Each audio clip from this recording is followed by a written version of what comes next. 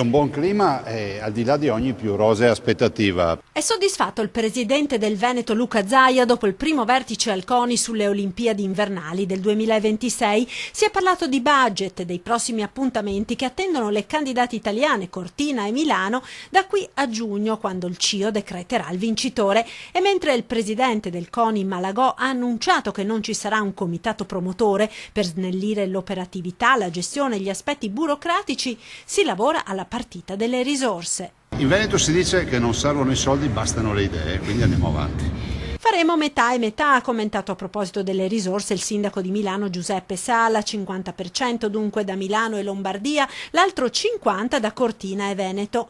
Ma su un eventuale ripensamento del governo, Zaia comunque è ottimista. In Veneto è un fiume in piena, quindi tutti si interessano di queste Olimpiadi. Noi dobbiamo fare un bel lavoro e far bella figura al Veneto e alla Lombardia. E dall'altro sicuramente in base alla qualità del lavoro ci sarà poi anche un potere di attrattività rispetto a risorse private. Abbiamo la partita delle garanzie, ma insomma andiamo avanti. Io spero sempre, sono un inguaribile ottimista, che il governo poi alla fine sia al nostro fianco.